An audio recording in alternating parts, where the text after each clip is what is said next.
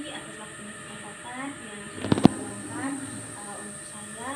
Di sini saya ingin mengajak Mama untuk menanyakan sedikit materi yang akan saya sampaikan kepada Mama mengenai penyakit paru-paru, hubungan kesehatan gigi dengan penyakit paru-paru. Jadi sebelum itu Mama, izinkan saya untuk memperkenalkan diri saya. Nama lengkap saya Febriani Berita, biasa dipanggil Febi. Saya salah satu mahasiswa dari program studi kesehatan gigi Poltekkes Menkes Kupang. Jadi Mama, tujuan saya itu untuk memberikan materi sedikit supaya Mama tahu apa sih hubungan kesehatan gigi dengan penyakit paru. Langsung saja Mama untuk mempersingkat waktu. Jadi hubungan antara kesehatan gigi dengan penyakit paru. Di sini ada pengertiannya. Jadi hubungan antara kesehatan gigi dengan penyakit paru itu berkaitan dengan potensi transmisi bakteri dan peradangan. Jadi kondisi kesehatan seperti penyakit periodontal atau infeksi atau peradangan pada jaringan pendukung. Jadi di sini nih terjadinya hubungan antara kesehatan gigi dengan penyakit paru itu karena adanya peradangan pada gusi yang menyebabkan terjadinya peradangan pada gusi itu. Di sini ada juga dia punya hubungannya. Apa hubungannya? Jadi Mama, hubungan antara penyakit paru dengan hubungan antara kesehatan gigi dan penyakit paru itu karena kesehatan rongga mulut dapat mempengaruhi kondisi paru-paru melalui beberapa mekanisme. Jadi kesehatan gigi dan penyakit paru itu terjadi melalui mekanisme yang pertama itu transmisi bakteri dari rongga mulut ke paru-paru. Transmisi dari rongga mulut ke paru-paru itu misalnya kita tidak membersihkan, tidak memperhatikan kebersihan gigi. Jadi bakteri-bakteri yang ada dalam rongga mulut itu akan masuk ke dalam paru-paru. Ya. Jadi rongga mulut adalah pintu masuk ke saluran pernapasan. Jadi kalau kita tidak memperhatikan kita punya kebersihan gigi, tidak menyikat gigi, itu tuh akan mempengaruhi pernapasan kita juga. Jadi pernapasan yang kalau orang bilang itu terkena sesak nafas. Jadi terus bakteri yang ada pada rongga mulut itu akan berkembang biak. Akibatnya kebersihan gigi yang buruk seperti penyakit periodontal dapat terhirup ke saluran pernapasan bawah dan menyebabkan infeksi. Jadi kebersihan gigi yang buruk itu akan menyebabkan penyakit yang namanya penyakit periodontal. Nah, dari penyakit periodontal itu akan menghirup ke dalam pernapasan sehingga menyebabkan infeksi pada paru-paru. Yang kedua itu peradangan sistemik akibat penyakit periodontal. Penyakit periodontal menghasilkan mediator inflamasi yang menyebar melalui aliran darah. Jadi infeksi pada rongga mulut juga itu melalui aliran darah kita. Jadi darah dari rongga mulut itu kan terhubung dengan kita punya tubuh atau apa ya disebutnya. Pokoknya terhubung dengan kita punya. Jadi itu menyebar melalui aliran darah. Jadi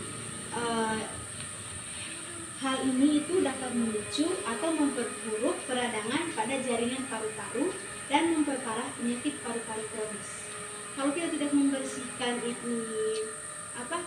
kita punya periodontal, itu dapat memicu terjadinya penyakit paru kronis, dari penyakit paru biasa menjadi penyakit paru kronis. Kemudian di sini nih ada beberapa cara untuk mencegah terjadinya penyakit paru. Yang pertama itu menjaga kebersihan mulut dengan cara menyikat gigi 2 kali sehari menggunakan pasta gigi yang mengandung fluor. Nah, yang kedua itu flossing. Flossing ini Mama, yaitu membersihkan sela-sela gigi itu menggunakan minyak gigi. Mama di rumah pernah menggunakan minyak gigi? Tidak.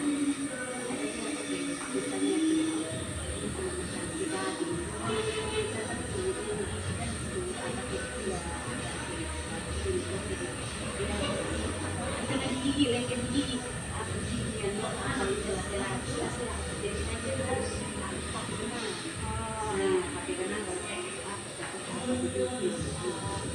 juga tempe ikuti mama. Kalau yang habis makan itu supaya tidak terganggu. Yang ketiga itu menggunakan obat kumur antiseptik. Mama juga menggunakan itu. Tapi kalau mau yang kita secara pusing itu menggunakan obat. Terus yang kedua itu gaya hidup sehat. Dari sini gaya hidup sehat itu seperti kita tuh mengkonsumsi sayuran yang berserat, terus buah-buahan yang mengandung air.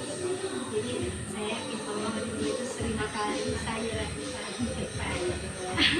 tidak apa-apa, intinya itu tetap menjaga pola hidup kita. Olahraga juga perlu ya, supaya melatih tidak kami sekarang mau ada ini apa senam lansia. Oh iya, itu juga baik supaya tidak terlalu takut juga. Dari yang saya sampaikan kepada mama itu mungkin ada yang mama belum mengerti, bisa langsung ditanyakan kepada saya.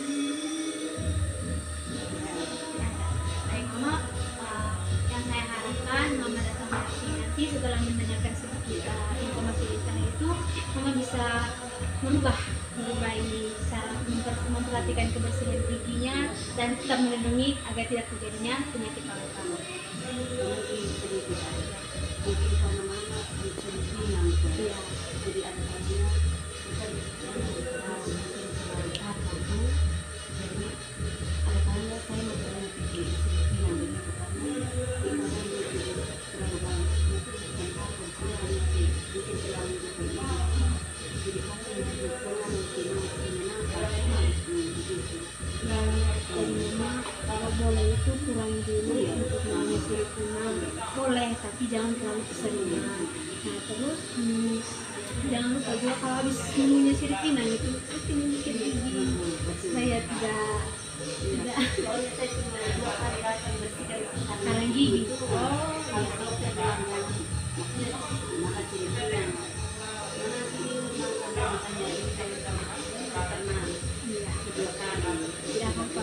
Intinya itu tadi boleh makan sirip pinang, tapi jangan terlalu keseringan. Supaya kita memperhatikan kita punya kesehatan gigi. Ya, aduh, terima kasih banyak mama untuk waktu yang sudah memanjangkan untuk mendengarkan sedikit materi ini. Saya harap materi ini bisa bermanfaat bagi mama, terus ini bisa untuk merubah cara cara memperhatikan kesehatan gigi. Terima kasih banyak mama. Sampai